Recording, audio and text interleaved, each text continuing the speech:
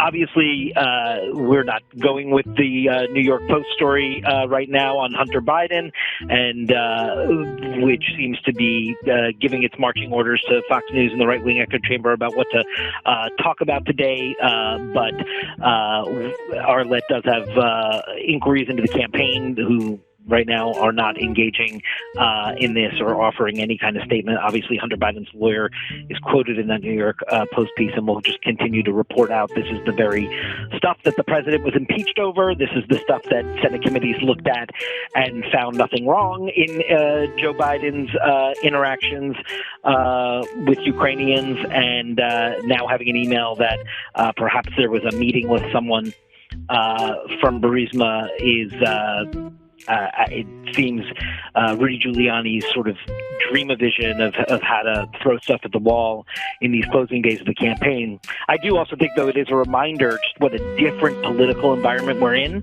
and how you could imagine a story like this would have had a totally different kind of life absent all things Trump and COVID, and a frontrunner like Biden would be batting away constant stories like this in a way that he just doesn't appear to have to do in this environment and where he is right now.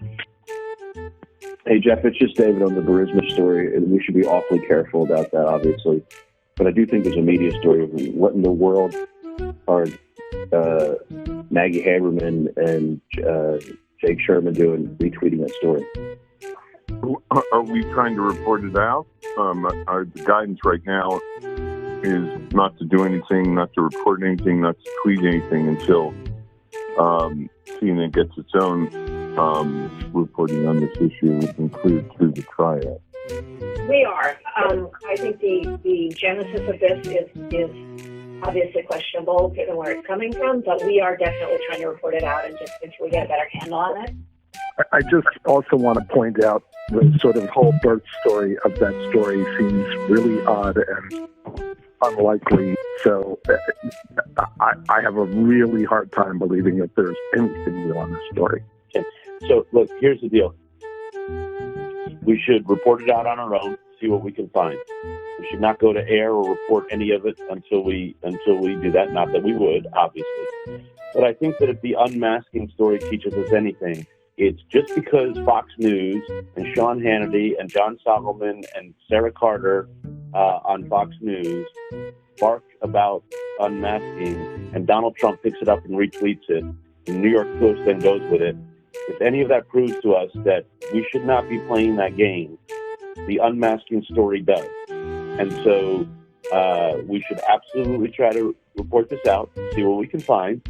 But we should be very careful and very dubious of picking up anything like this without a complete and thorough vetting. I go back to the unmasking story, and I believe this is a significant story today because of all the time that has been spent on by the President of the United States suggesting that people were going to be arrested for all of the illegal activity. And then for us not to follow up now that it's complete and utter bullshit is wrong.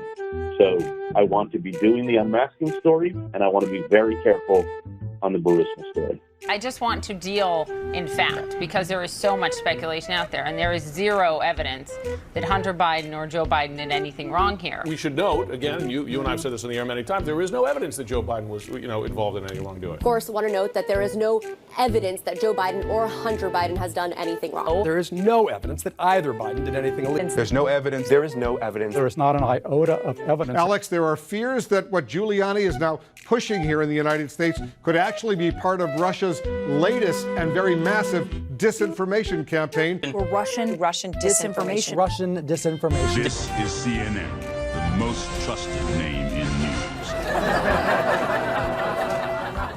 news.